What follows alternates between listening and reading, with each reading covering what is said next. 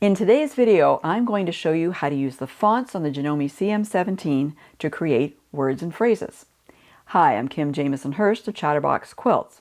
And on the Janome CM17, there are lots of different fonts that you can play with, and you can create words to put on garments or quilts or pouches, whatever you want to do with them. But there are some things that I want to explain when you're using these, and we're going to do that in today's video. So the first thing I want to explain to you is what you need to have set up on your machine to use these fonts. All right, so you need to use your zigzag or your regular needle plate. They're both the same thing. You may call them a zigzag, you may call them the regular needle plate, but I want to show you what I'm talking about. So it's this one here with this wide opening in it, because as we create those fonts, your needle's be going back and forth. You want to make sure you got the opening to allow it to do that. So we're going to put that in the machine. Now, what foot do you want to use? Well, you have choices. So your machine will often tell you to use the F foot, which is this one here. And so it is plastic, and it's got this little red kind of triangle in the center of it. And it is similar to, but not quite the same as, the F2 foot. And the F2 foot is one I like to use a lot because it has nothing in the center of that foot, gives you great visibility. Now you may want to use one of the AccuFeed Flex feet that come with the Janome CM17. And by the way, before I start talking about that, I want to say a big thank you to Janome Canada for providing me with this machine so I can share this information with you. I am using an AccuFeed Flex foot today, and I'm using the UD sole. So you are able to replace the soles on this AccuFeed Flex holder, and there are a variety of them that come with the Janome CM17. I like using this UD foot because it has this big opening in the center, so it kind of reminds me of that F2 foot, right? Good visibility. And I'm going to explain to you how to use the AccuFeed Flex system with the fonts we're going to be using today, because typically it only works with straight stitches. However, you can override the machine and set it up so that you can use it in this situation. So let's talk about how to do that first. So I'm going to go into my ordinary sewing mode, and when I'm in there, I can click on the hamburger menu at the top. It has those 3 horizontal lines, and you'll see that there's a manual dual feed setting that is currently off. That is its kind of normal setting. You want to turn it on because we want to use that dual feed, right? So you turn it on and you click OK at the bottom, and now you're going to be using that AccuFeed Flex system. It's going to move along the fabric the same at the top and as at the bottom that the feed dogs are doing. So that's one thing we've got set up, right? Now we need to talk about the fonts, right? Okay, I said there was quite a few on this machine, and I wasn't lying. So let's go into that area. So you'll see at the top there's an uppercase A and a small lowercase a. And when you click on it, then you get all the different fonts showing up. So you're going to see a bunch of them. There's Block, Script, Broadway, Block, Cyrillic, and you have Symbol. So you can just use the arrows at either side to move back and forth between them. And within each of these different fonts, there are some different things you can do. So let's talk about that. Let's go with, how about the Block, to make it easy for you to see on the screen here. So when I'm in the Block area, you can see that these are 9 millimeters. They're the full width that you can do on this machine. And there's pages, 3 pages I should say, 1 of 3, because not only do you have the letters, but you have numbers and you have some different symbols as well. So let's go back to the beginning here. Something else I want to point out to you too, you'll see these little boxes at the bottom, and I know people often wonder, what are those? What they are spaces, because if you're creating words and you want to have more than one word, you probably want to have a space in between, right? You don't want to have a run-on word, right? So you've got these choices here. You've got the small space, the medium space, and the large space. So depending on what you are creating and how much space you want between your words, you can choose one of those 3. Now, something else I want to bring your attention to at the bottom here is you have this S and L. Right now you can see the L is blue. It is the large font of the block font, okay?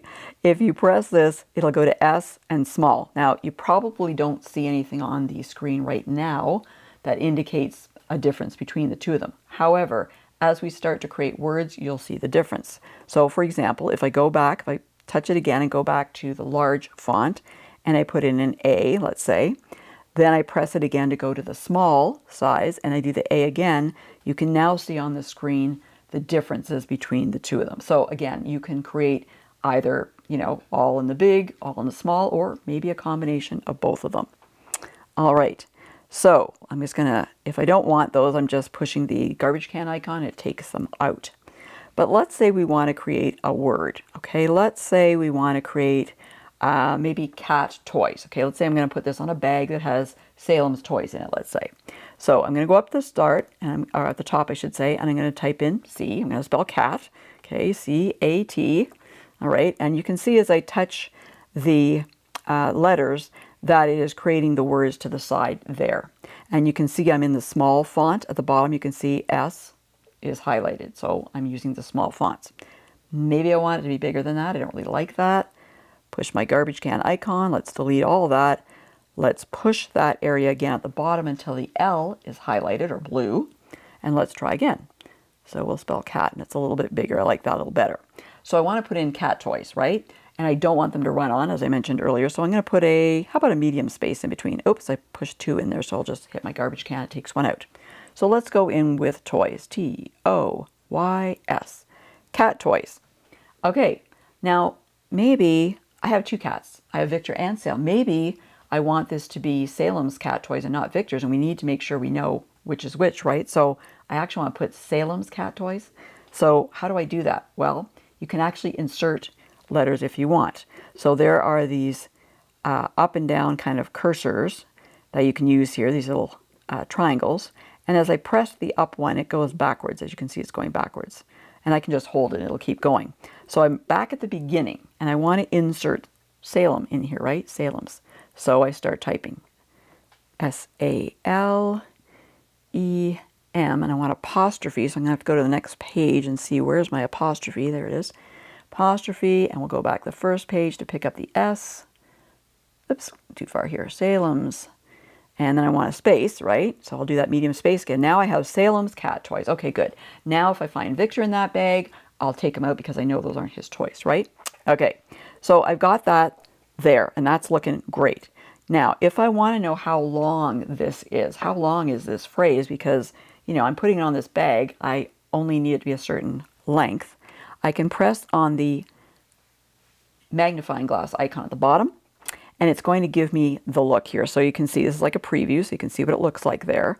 And there's an icon on the bottom left here, kind of has A to F on it, and this gives you an idea of how long this is going to be. So right now this is 4.4 inches, approximately 4.4 inches. It's not exact, but it's close. All right, so close that off. Close off my preview by clicking on the X at the bottom, and I've got Salem's cat toys ready to stitch out. Let's stitch it out. Let's see what it looks like. So I have a piece of fabric and I have medium weight tearaway stabilizer underneath it. You always want to have some stabilizer underneath your fabric so that the stitches don't bunch up, right? Whether you're doing using fonts or whether you're using decorative stitches. So I'm going to just now start stitching here and see what it looks like.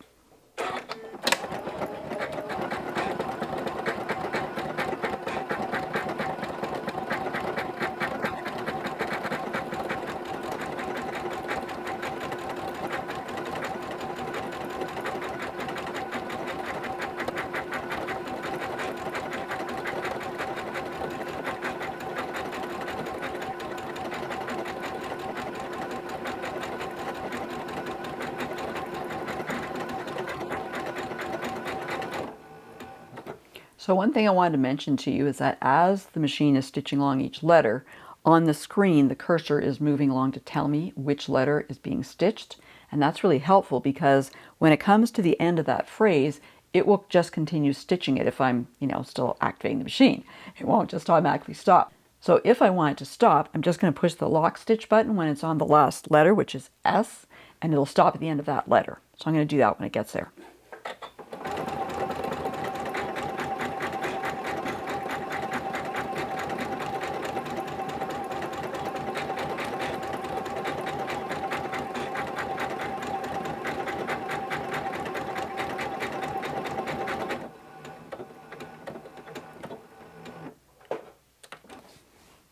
All right, so here we have Salem's Cat Toys. Now, some people wonder about these little connecting stitches that you see here. These can be clipped, so I can clip these little stitches here, the little stitches there in between in those spaces. You can see the spaces there. So I can clip those and remove that thread, and things are still locked and things aren't going to fall apart. The stitches aren't going to fall apart. So that's looking pretty good, I think. Stitched out very nicely. You want to make sure when you're stitching that you slow your machine down, okay? This is not a race when you're doing this type of work. So you want to stitch out nice and evenly and look perfect. So if you don't slow your machine down, you can run the risk of having the stitches a bit distorted, not forming quite as well as they should, and you don't get the result you want. So slow it down a bit. It's better and it gives you a better result. Thanks so much for watching today. I hope you enjoyed this video. If you did, please give it a big thumbs up and be sure to share it with your quilting friends. And remember to subscribe and hit the bell so you'll be notified the next time I release a new video. And for more helpful quilting information, be sure to go to my website at www.chatterboxquilts.com.